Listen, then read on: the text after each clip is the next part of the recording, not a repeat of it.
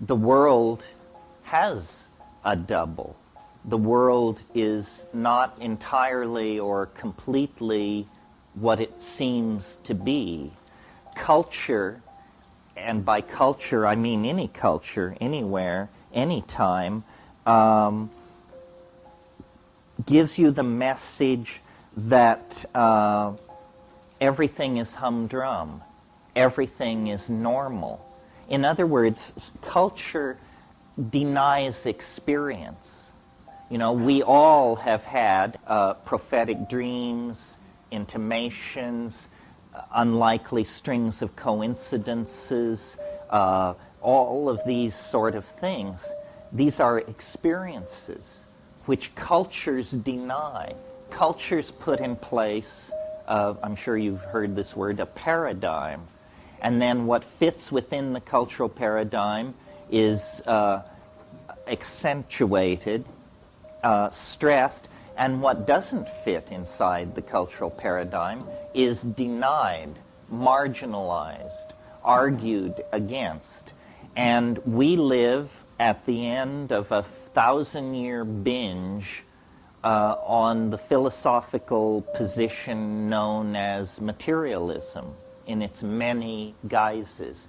And the basic message of materialism is that the world is what it appears to be, a thing composed of matter and pretty much confined to its surface. The world is what it appears to be.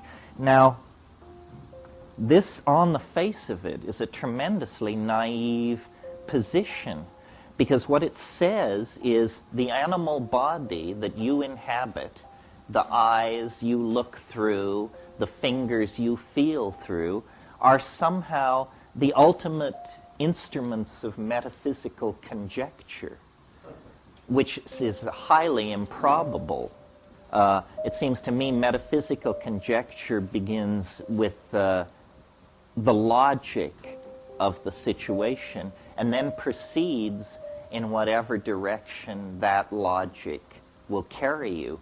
Well, if logic is true to experience, then we have to make room in any theory for invisible connectedness between people, anticipation of a future that has not yet occurred,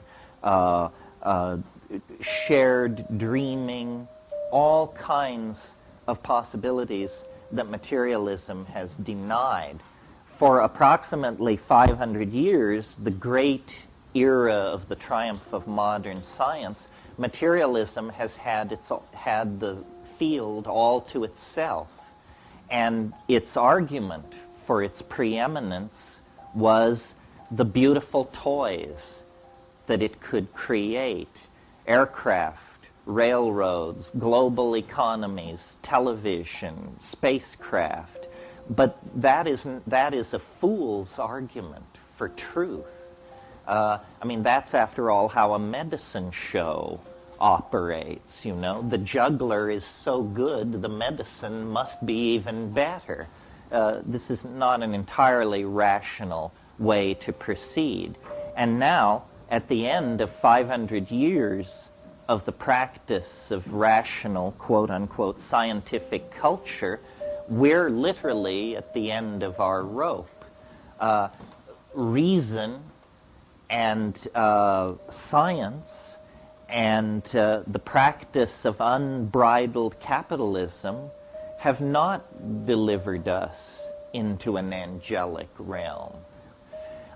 It's not a pretty picture, modern civilization. Most people in the world today are quite miserable, actually. They have very little hope. Their religions, their traditional value systems are being eroded by Dallas and Hawaii Five-0, which are on the village television every night.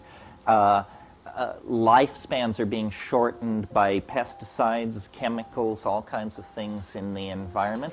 And there is very little political light on the horizon.